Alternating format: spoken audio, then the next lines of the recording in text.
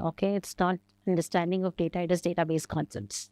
So what is chapter 8? Don't get confused with the heading. Of course, I'll be doing database concepts only. I think the slide has got interchanged here. So chapter 8 is what? Database concepts. How's the energy, students? Great? Low? It should be high only. Please increase your energy levels. Drink some water. Okay, please increase your energy. So we'll just do the last chapter. Please have the zeal, energy, and the motivation to complete, not the motivation. Please have that inspiration, okay, to finish off with this particular chapter, that is database concepts. Okay, we'll just see in the last chapter, you already understood what is data and what is the importance of data. Each and everything what we will be doing in the company or anything, whether it is an educational institution, whether it is an airline company, whether it is any other business company, anything, importance of data is very, very, very, very, plays a significant role. So, okay, data is important, that's fine, but how do we store it? See, you've seen the steps also, no? One is going to be the data collection, data storage, and then you do the processing. So, processing part, we have learned a little bit statistical techniques. So, we'll go for the processing part later. First, we'll understand how do we store the data. How can you store the data? By using the secondary memory devices, right? So, now, is there any, it's not just about storing the secondary device, it's about how well organized, how, in what are the different ways of storing the data in the secondary memory, so that very efficiently I'll be able to retrieve the data at any given time. At any given time, I should be able to retrieve the data very quickly, easily. I should be able to manipulate the data as well. That's what, right? So now we will talk about the database concepts. But before we understand the term database, we'll just understand what are the different methods in which they started storing the data. Okay, we know student details is there. So how do we how do we store the details? Okay, in those early days. So we used to maintain one register and we used to store and we used to write the names of the students, attendant details, the parent details, the marks list, everything we used to maintain one register and we used to write in that manually, right? So here limitations of manual record keeping, it's very simple, rewriting the student details every year. So every year I'm supposed to write it. Let's consider there is a student, there is a student, some X, okay, let's consider Radha Krishna. So this particular student has been studying, he's studying from class 1, from grade 1 to grade 10. Every year, the detail of the student has to repeat it, has to get repeated in the manual record keeping. So inconsistency, like it may incorrect spell names, maybe I'll write it in a wrong way, maybe the other person, for example, there is a two-person with, like Anish, there may be two person with the same name. Initial also may be same, right? So there may be some confusions. Inconsistency will be there. There is a chance that, the register only get lost. Okay, it may get damaged, and manual corrections, while doing the calculations, they may go wrong.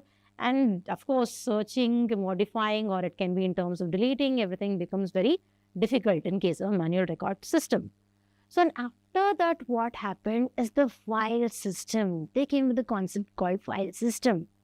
What is this file system? File system you have to understand with respect to the chapter file handling.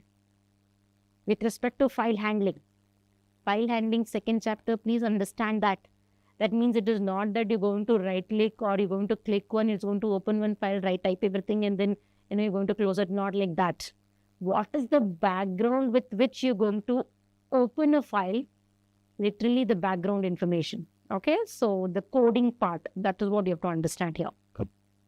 So here in case of file system, okay, we have considered two files here. One is going to be the student file, another is going to be the attendance file. Okay, we need to store both the files also. So of course they've used computer only here, they've used computer only, but not in terms of Excel, or don't think in terms of Excel, or don't think of word processor. Please think in terms of the coding part, how we literally open a file and close a file, write the contents, view the file using that. Later is an application program through which you will be accessing it. Finally is through that only. Plus, in order to understand these limitations, you have to recollect that. Recall those concepts. So we have two files. I have created a file called student file. I have created a file called student file and another student.txt, like that. There is a file called student.txt. There is another file called attendance.txt. So in this student file, what all the details I have? Roll number, race name, DOB, date of birth, name, guardian phone number, guardian address, and the guardian unique identity, some Aadhaar ID, let's consider.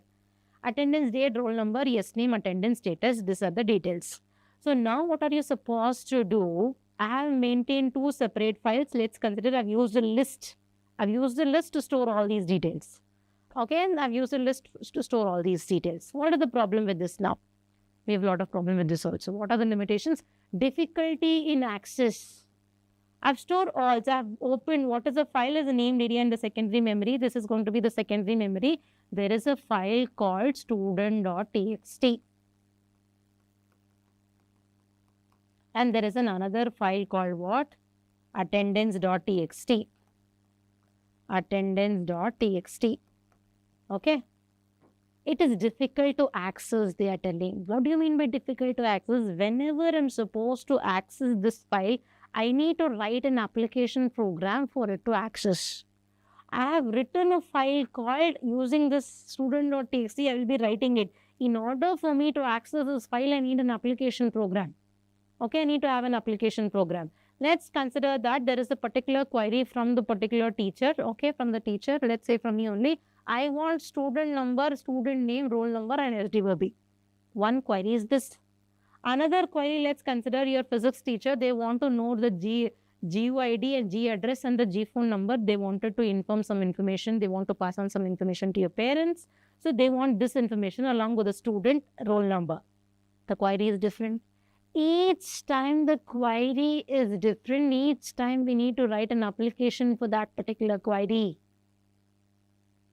See, my query will be different from the physics teacher query and another student. Let's consider the student only. Student only wants some information. The admin is telling, to get some information. So the requirement for each and every user, it varies, no? For example, let's parent only want to have some information. Okay, they want to know the attendance details of a particular student. Their word, okay, it is different. The query keeps varying. As the query keeps varying, every time an application program has to be written. The programmer cannot anticipate all the different types of queries. No, that's why we say in accessing is difficult in accessing. And what is data inconsistency? Data inconsistency because this file is maintained by the class teacher. Okay, this attendance is basically maintained by the class teacher, and the student details is maintained by the office staff. The format in which they have created this file may be different. The format in which they have created the file may be different. Maybe it is like they've used different data structures only. They would have used dictionary here, they would have used a list here.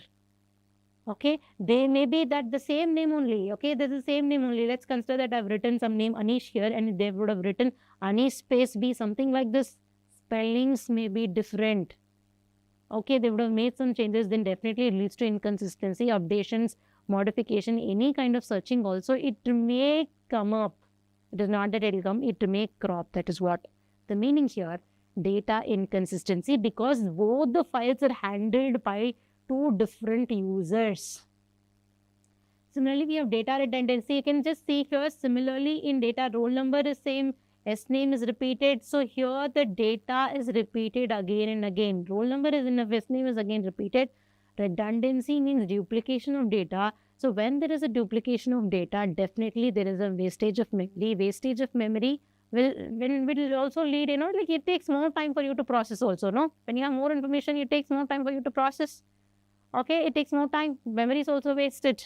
So you need to reduce the redundancy. Okay, it is redundancy and data isolation. There is no link. There is no linking or mapping between these two files. It is maintained by the office staff and this is maintained by the respective teacher. There is no link between. If I want to combine the information of attendance of Radha and I want to Okay, I want to have the attendance status of a particular student, address of the guardian, address and the phone number of the guardian. I cannot combine, get the data from this file. You know how to get the data from this particular file using the file handling technique. Get the data from this file, combine the data, and then you need to retrieve what you want. It's such a complex task. Okay, data isolation means linking, mapping, relationship between the two files. It is not there. That is what you mean by data isolation. Data dependence. Data dependence means what? For example, I have written while storing the data in this particular file, I've used list. Okay, while in the application program, I have to use list only. If I change the dictionary, I have to change there. So whatever the changes, you've already written a program in list and now there is an advanced data structure, I have to change my data structure means again the application program has to be changed. There is a data dependency between the application program and the backend where we have stored the actual data. Okay, so there is a dependency of data, that's what I can tell you. Okay, control data sharing. Control data sharing means what? Data sharing should be done in a controlled way, okay, depending on the role of the user. So who can use this? Who wants attendance details? Parents want it, teachers want it, student wants it, student don't want. Okay, they don't want any attendance details. Please give us, allow us to write the exam, that is more than enough, and give us the marks, right? Yes. Okay, so we have different types of users, students, attendants, students, teachers, and parents. So here, for each and every user, the authority or the access level should be different. For example, student want to get the information of attendance, definitely he should be given with the, with the accessibility of only read mode, not the write mode. If we give the write mode, he will change the attendance status. Absent, absent, absent, everywhere they put present, present, present. So only reading capacity should be given, reading accessibility should be given, not the writing accessibility. Parents also should be given only the reading accessibility, not read-write mode. Read it as well as write it means they'll also change the attendance status of their words. They will change everything, right? So that also you should ensure controlled data sharing is very, very important. Whereas teacher can change it, they can upload it, they can change it, they can read it. Many features will be there depending on the different kinds of users.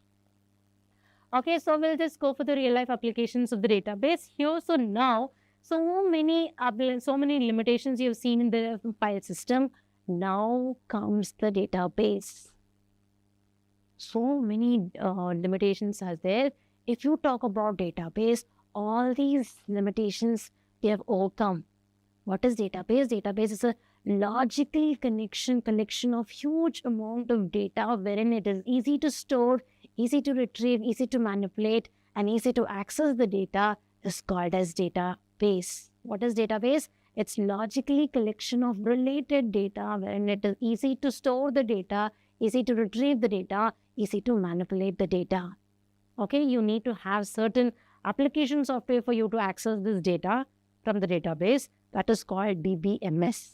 Database Management System. What is DBMS? Database Management System.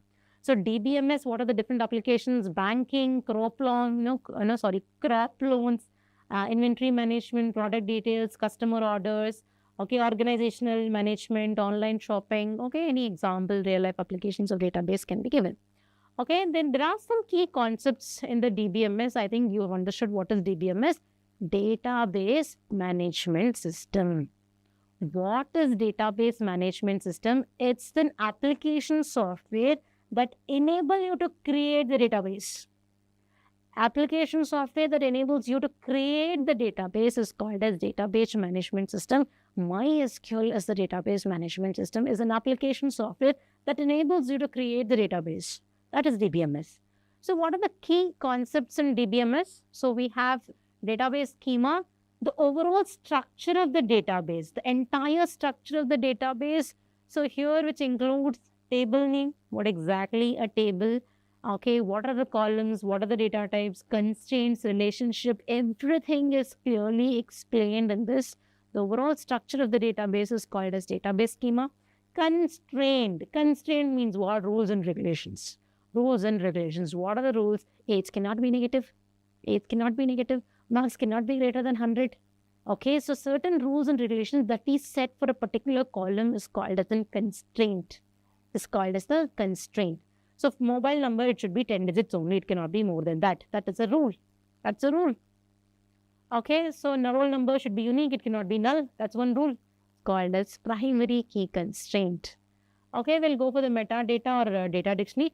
Data about data is called as metadata. Data about data is what? Let's consider we have one example here. So we have taken roll number. Roll number 1, then we have Radha here. Then we have a date of birth is what? 210 and then 2015. And we can have all these. This is data. This is metadata. Roll number, S-name, DOB is the data, is the metadata. Actual data is what? Radha's details is actual data. Whereas roll number, S-name, SDOB is the data about data called metadata.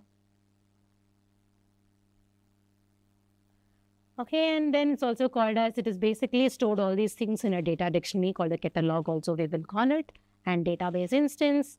Okay, what the snapshot of the database at a given instant of time. The entire table we have, at entire table initially no data is there, that's an empty data. That's one particular time, what is the status of the database. The status of the database, at the state of the database at any given time is called as a database instance. Okay, I have a table, initially it is empty set. And after 5 minutes, I'll enter my details. Then I have one tuple I have. Then after 5 more minutes, I'll enter 10 tuples. Then I have the day status is different. So each and every time the database, it keeps changing. It may change, it may not change also according to the requirement. So every time, okay, what is the state of the database? That is snapshot of the database at a specific time is called as database instance. Query means what? It's the request. Okay, request. Request to retrieve some data. Request to retrieve some data, manipulate some data is called as querying the data, we call. Data manipulation means what? Operations. What are the operations that you perform on the database? On the tables, what you can perform? You can insert the tuples, you can insert some records, you can delete some records, you can modify some records. That is what you mean by data manipulation. Database engine is basically the software core component. Okay, so in the entire bus, a bus is moving, but actually which is the component in the bus which is actually driving, engine we call, no? Like that in the entire software, in the entire DBMS, which is the main software that is actually driving, that is actually processing, that is actually managing the data storage and retrieval, that is called a database engine. Which core component in the DBMS which is actually driving the database, which is actually managing, which is actually retrieving, which is actually storing the data, that is called as database engine, driving. Okay, we'll go for the next. Some key terminologies in the DBMS.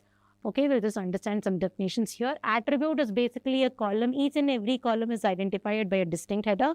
That is called attribute, column, or a field. Tuple is basically row record.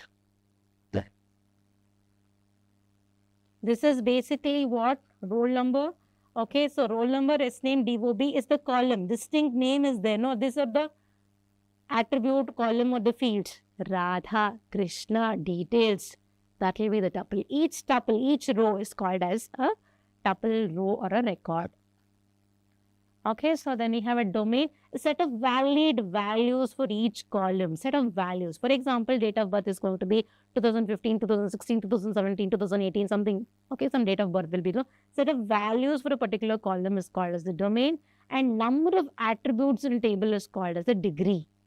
Degree means what? Number of attributes. So how many attributes are there in this table? In this table, we have totally 4. 1, 2, 3, 4. 4 attributes. The degree is 4. What is the degree of this? What is the degree of this?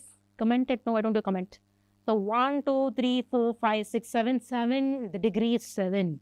Degree of this particular table is going to be 7. What is cardinality? Cardinality is the number of tuples. What is the cardinality of this? You tell me. What is the cardinality of this particular table? Ma'am, what you have entered? You have entered only half. You have entered only half. But let us consider. Consider as one tuple. So this cardinality is going to be 1. Cardinality is going to be 1. Cardinality is what? Cardinality is basically the number of tuples, the rows in a table. Okay? So we'll just go for the next. We'll just go for this. keys in relational database, it's very, very important. We'll just go for this. So what do you mean by candidate key? Different types of keys are there. See, key is basically an unique attribute which identifies the tuples uniquely. I can say that. So what is a key? Key is basically an attribute which uniquely identify the tuples. An attribute which, one attribute or multiple attributes, any number of attributes. One attribute of multiple attributes which uniquely identify the tuples is called as a key. Okay, that means all are unique only. So all should be unique. Then how does it make a difference? We'll understand. So candidate key is basically an attribute which uniquely identify the tuples in a relation. But you should understand that each attribute should be, it should be, then what I can tell you, redundant attribute should not be there. There should not be any redundant attribute. That means repetition should not be there. What do you mean by that? Okay, so let's consider that we have a table. I'm going to consider this table called student table. Okay, we have a roll number, S name, STOB, and GUID. Okay, and I'm going to consider the mobile number also. I'll consider mobile number of the student. Yes, mobile number I'm going to consider.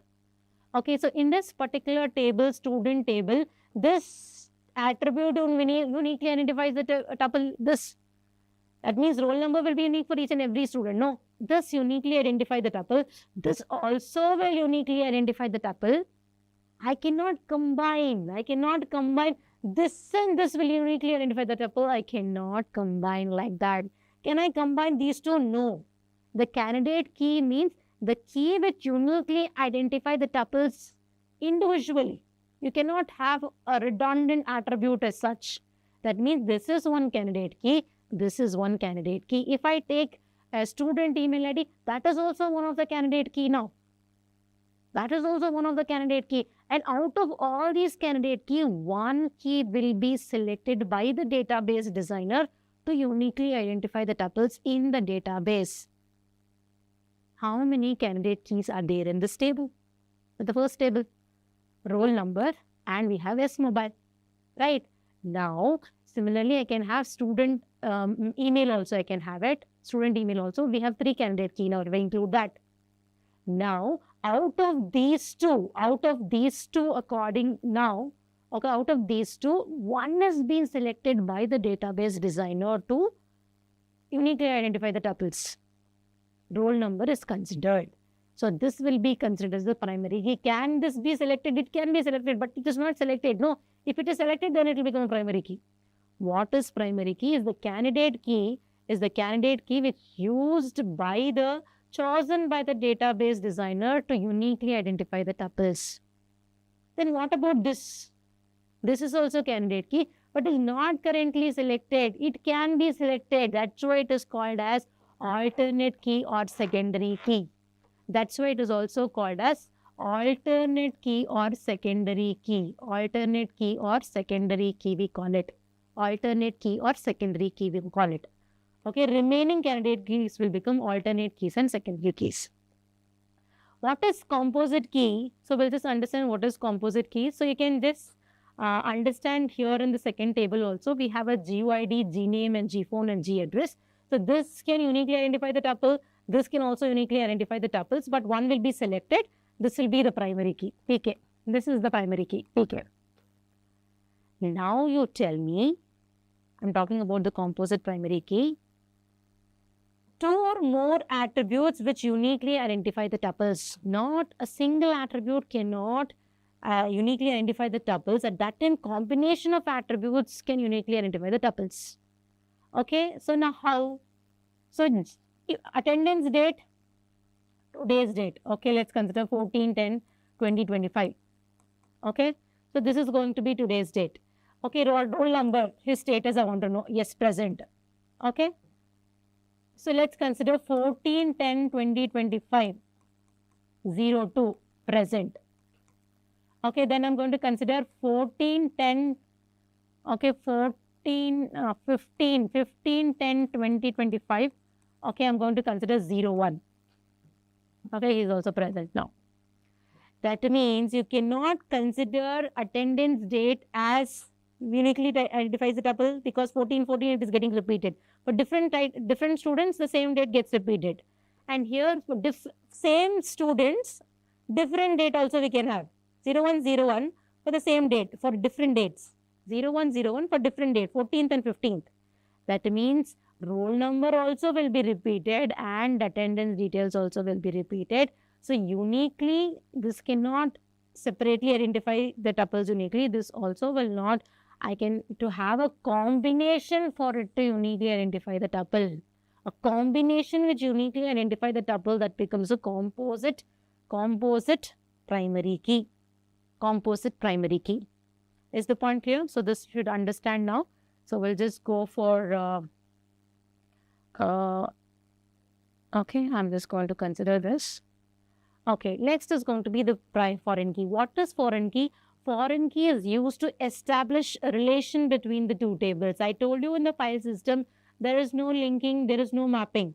There should be some kind of relationship between the tables because if with one table, I should be able to access the other table also. That means if I have a student table, I should be able to access the attendance. If I have a student table, I should be able to access the guardian details.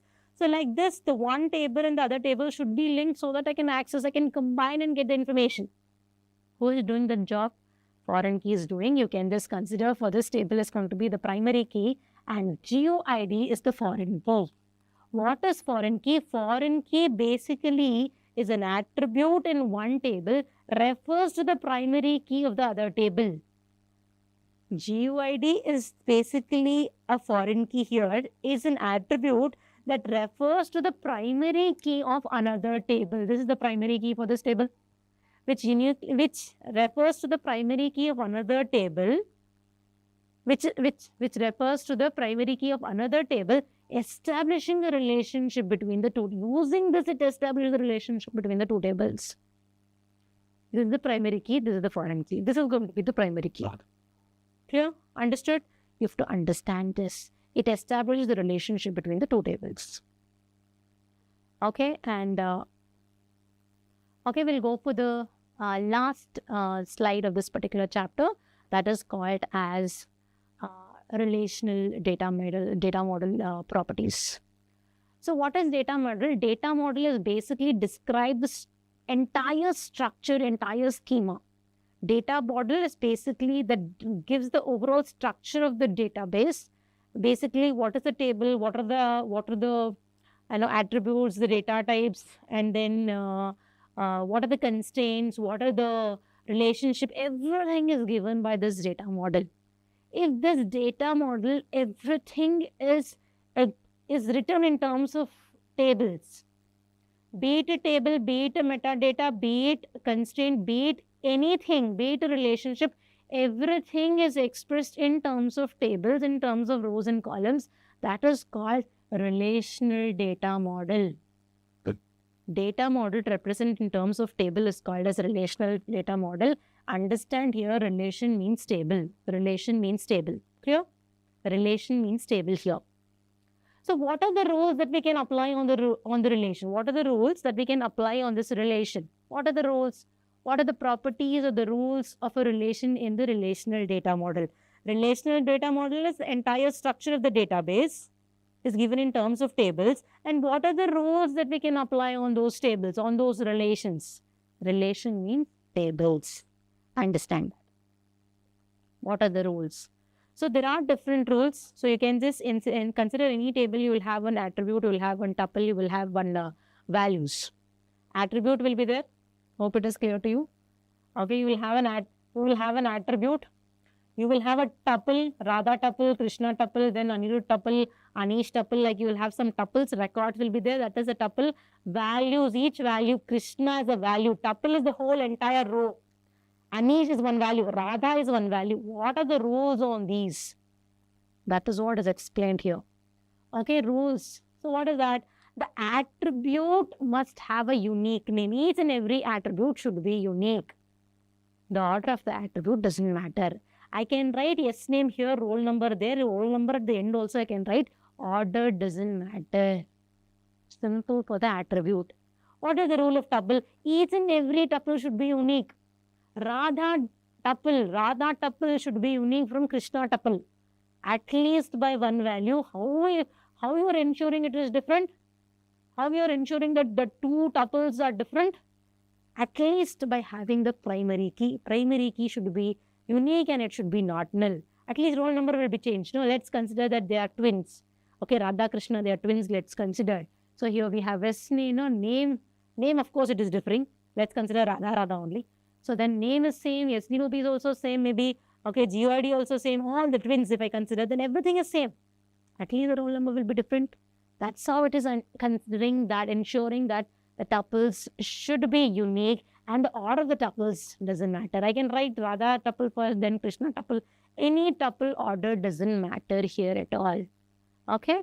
Similarly, we have the rules and the values. What are the different rules? We have different rules on the values. It should belong to the same domain. Each and every value, for example, date of birth of a particular student, it should belong to int only. It cannot be float. I cannot write in terms of float value. I cannot write in terms of, I cannot write the date of birth as 14th October 2025. No, I can't write like this. If you have to follow a particular format, there is a particular data type. Means you should follow that format only. Date you've used, particular format of date only should use. You cannot just change the order or change the data type of it. It should belong to a particular domain only. So numeric type only. You cannot have strings. And it should be atomic. It cannot be divisible. It should not be divisible.